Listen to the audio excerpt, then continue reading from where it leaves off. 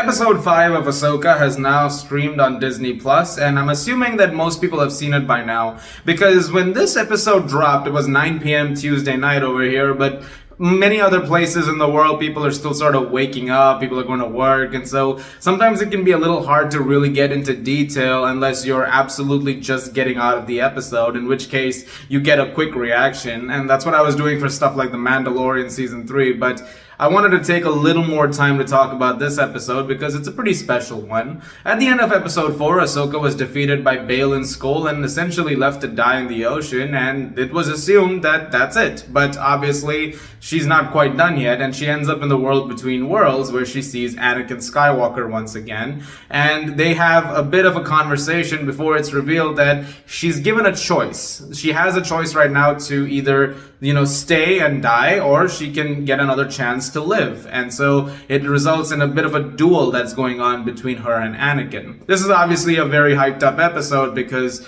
the repartee between Ahsoka and Anakin is something that the Clone Wars thrived on. And naturally, to be able to get that connection play out in a live action format is something that fans have been asking for a very, very long time. And you get that.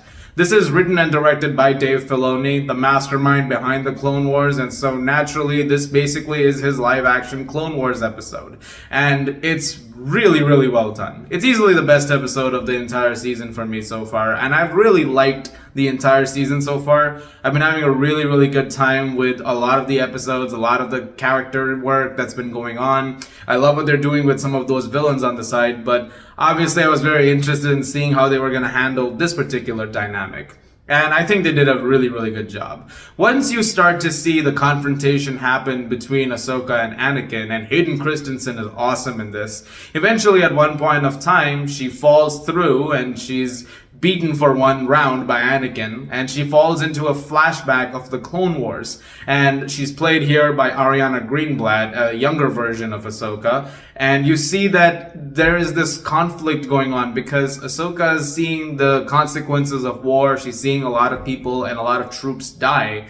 And so naturally, she's not really used to that idea. And she's like, is this it? Like, people keep dying because we keep making some mistakes. And it's like, well, yes, that's going to happen, but the best step to do is you have to keep going, or more things are going to happen which are terrible, or you're going to die yourself. And this particular conversation that happens is essentially what really boils down the entire situation. Now, you could say that I've seen the Clone Wars already, I've seen Star Wars Rebels, I know the consequences of certain things. It's not like that. Yes, but there is an aspect to this show where Ahsoka is still trying to find, that connection with it, and she's sort of out of it.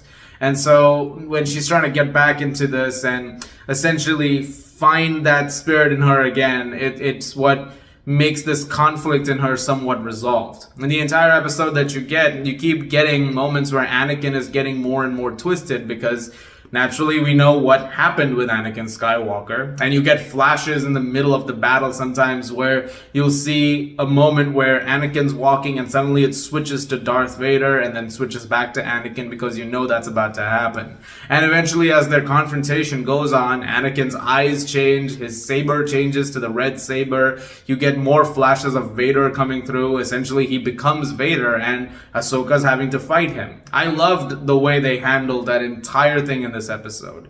On the other hand, all the stuff that was going on with Hera and with Carson and with Jason, all of that was also really, really sweet. Because there's a moment over there with Jason that I really liked, where he essentially senses the fact that Ahsoka's there somewhere, and he can hear the lightsabers clashing in between the waves. And it's a really, really great moment. And when Hera manages to sort of tune in, she also manages to pick that up. I really loved that moment. I thought it was really, really well handled. One of the other great things that came out of this was just that visual spectacle of the episode. It's really great.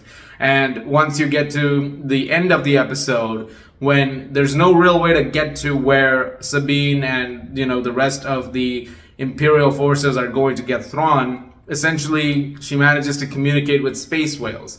And that particular moment that happens was really, really great. I thought this was a very visually stunning episode and really well written and directed. Yes, it's a bit of a halt between, the story, which makes sense because we ended off episode 4 at such a point where it's like you need to recenter before you get back to the rest of it.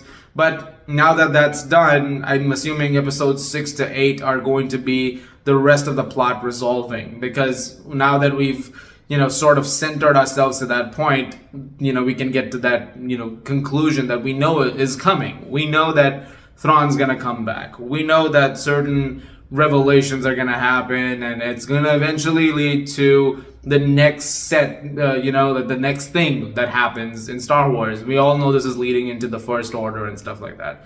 So I'm curious to see how they're gonna how they're gonna do that. I'm curious to see what else they're gonna do with the characters such as Balin, Shin.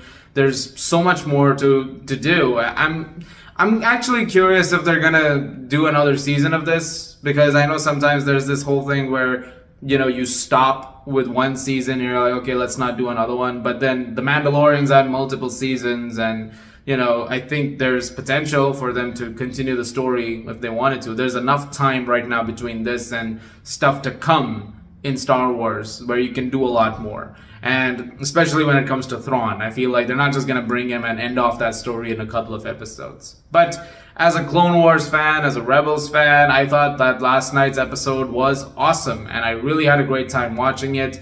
And like I said, I've been really enjoying the show so far, and I'm looking forward to seeing the next few episodes.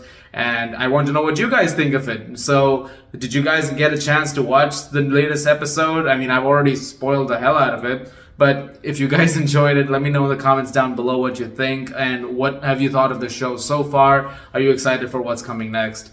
Guys, thank you very much for watching. Look forward to more videos very, very soon. And as always, if you like this, please do subscribe, and may the Force be with you.